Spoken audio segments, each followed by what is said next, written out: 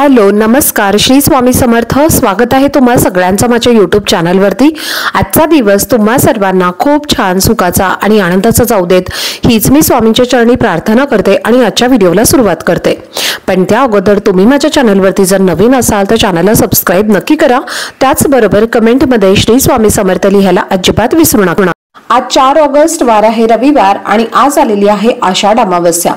तर या आषाढ अमावस्येला दीप अमावस्या त्याचप्रमाणे दर्श अमावस्या असं सुद्धा म्हटलं जातं। तर आषाढ अमावस्या ही चातुर्मासातील पहिली अमावस्या आहे आणि श्रावण महिन्याला उद्यापासून सुरुवात होणार आहे आणि ही अमावस्या आदल्या दिवशी असते। तर या अमावस्येला दीप पूजन करण्याला खूप महत्त्व दिलं जातं आणि या अमावस्येच्या दिवशी आपल्या घरातील सर्व दिवे जे आहेत तर ते दुधाने आणि पाण्याने स्वच्छ करून या दिव्यांची संध्याकाळी पूजाही करायची असते। दिव्यांना हळदी कुंकू अक्षता धूप दीप अगरबत्ती लावून इच्छित मनोकामना पूर्ण होण्यासाठी प्रार्थना केली जाते आणि या दिवशी घरामध्ये दीप पूजन केल्यामुळे आपल्या जीवनातील अंधार हा दूर होतो आणि यशाचे मार्ग खुले होतात। आपल्या हिंदू धर्मामध्ये या आषाढ अमावस्येला खूप महत्त्व दिलं जातं आणि या दिवशी दीप पूजनासोबतच भगवान विष्णूंची आणि माता लक्ष्मीची पूजा केली जाते। त्याचबरोबर या दिवशी पितरांची सुद्धा सेवा उपासना जी आहे तर ती केली जाते। या दिवशी पितरांना प्रसन्न करून घेण्यासाठी पवित्र नद्यांमध्ये स्नान केलं जातं।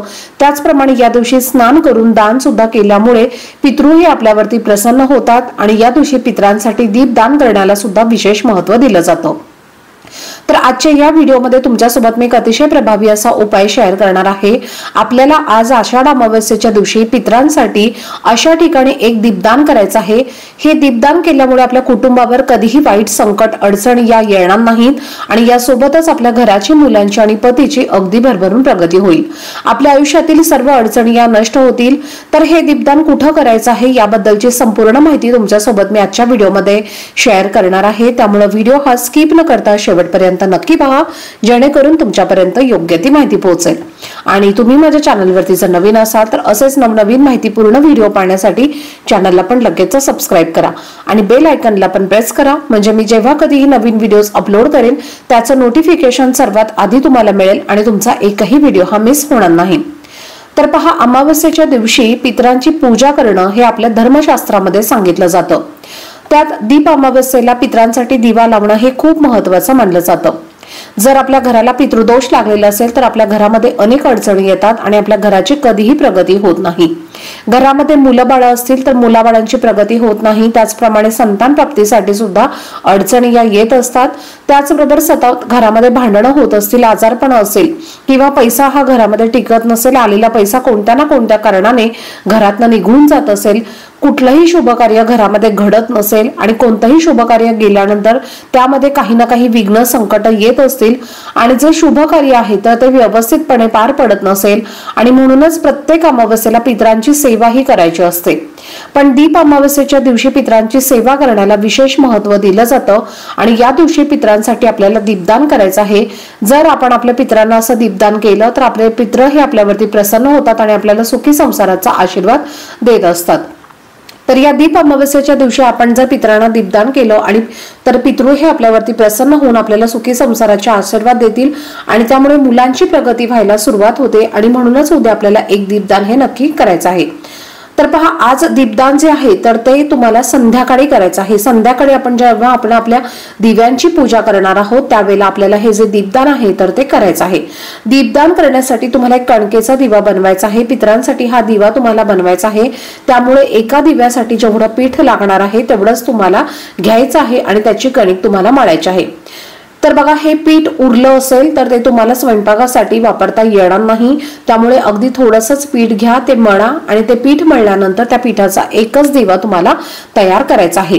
एकमुखी जो दिवा आहे तर तो तुम्हाला तयार करायचा आहे आणि त्यानंतर या दिव्यामध्ये आपल्याला मोहरीचं तेल घालायचं आहे।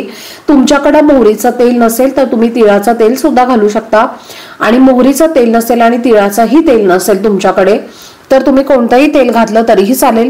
तर दिव्यामध्ये तुम्हाला हे तेल घालायचं आहे आणि त्यामध्ये थोडीशी पिवळी मोहरी किंवा काळे तीळ जे असतात तर ते तुम्हाला या दिव्यामध्ये टाकायचं आहे आणि त्यानंतर हा दिवा तुम्हाला प्रज्वलित करायचा आहे।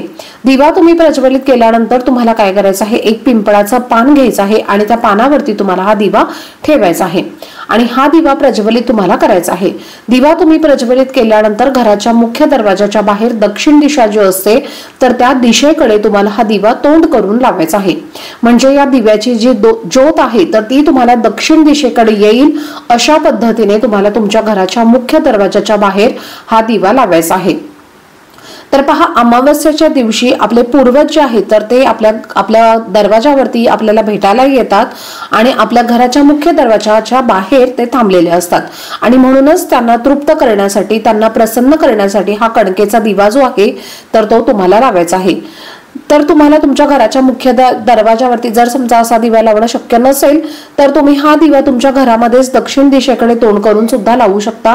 त्याचबरोबर जर तुम्हाला बिंबळाचं पान नाही मिळालं तर मुठभर तांदूळ जे आहे तर ते प्लेटमध्ये ठेवायचे आहेत आणि त्या तांदळावरती तुम्हाला हा दिवा ठेवायचा आहे। या दिव्यासोबतच तुम्हाला एक ग्लास भरून पाणी सुद्धा ठेवायचं आहे। जेव्हा तुम्ही घराच्या बाहेर हा दिवा लावाल किंवा घरामध्ये तुम्ही हा जेव्हा दिवा लावाल तर त्या दिव्यासोबतच एक ग्लासभर पाणी तुम्हाला आवर्जून ठेवायचं आहे। त्यानंतर दिवा हा दुसऱ्या दिवशी तुम्हाला उचलून घ्यायचा आहे, एखाद्या झाडाखाली नेऊन टाकायचा आहे। तिथे मुंग्या, कीटक जे आहेत किंवा पक्षी जे आहेत तर हा दिवा खाऊन जातील। दिवा लावल्यानंतर दिव्याला तुम्हाला हळदी कुंकू अक्षता अर्पण करायचं आहे। दोन्ही हात जोडून तुम्हाला तुमच्या पितरांना प्रार्थना करायची आहे की आमचं काही जर चुकलं असेल तर आम्हाला क्षमा करा, माफ करा आणि तुमचा आशीर्वाद हा सदैव आमच्यावरती राहू द्या, अशी अगदी मनोभावे तुम्हाला प्रार्थना करायची आहे। आणि हा उपाय जास्तीत जास्त वडीलधारी व्यक्ती जी असते घरातली तर त्या व्यक्तीने हा उपाय करण्याचा प्रयत्न करायचा आहे। जर घरातल्या मोठ्या व्यक्तीला हा उपाय करणं शक्य नसेल तर इतर व्यक्तीने सुद्धा हा उपाय केला तरीही चालेल। त्याचबरोबर उद्याच्या दिवशी तुमच्या घराच्या जवळ आजूबाजूला पवित्र नदी असेल म्हणजे गंगा नदी असेल तर तिथे सुद्धा तुम्ही पितरांसाठी दीपदान हे करू शकता। तर या दिवशी जर आपण गंगेच्या कडेला किंवा पवित्र नदीच्या कडेला पितरांना जर दीपदान केलं तर पितृही आपल्यावरती प्रसन्न होतात आणि पितृदोषाचा त्रास कमी होतो, सर्व इच्छा मनोकामना या पूर्ण होतात। आणि म्हणूनच जर तुमच्या आजूबाजूला कुठे नदी असेल किंवा पवित्र गंगा असेल तर तिथे तुम्हाला पितरांसाठी एक दीपदान जे आहे तर ते आज नक्की करायचं आहे। यासाठी तुम्ही कोणताही दिवा वापरू शकता, कणकेचाच दिवा वापरायला पाहिजे असं काही नाहीये। तुम्ही मातीचा दिवा सुद्धा वापरला तरीही चालेल किंवा कुठल्याही धातूचा दिवा वापरला तरीही चालेल, फक्त दिवा हा तुम्हाला दीपदान करण्यासाठी वापरू शकता। तर चला, झालेली सेवा ही मी स्वामी महाराजांच्या चरणी अर्पण करते। आजचा व्हिडिओ जर तुम्हाला आवडला असेल, माहितीपूर्ण वाटला असेल तर व्हिडिओला जास्तीत जास्त लाईक, शेअर आणि चॅनलला सबस्क्राईब नक्की करा। भेटूयात पुढच्या व्हिडिओमध्ये, तोपर्यंत सर्वांना श्री स्वामी समर्थ।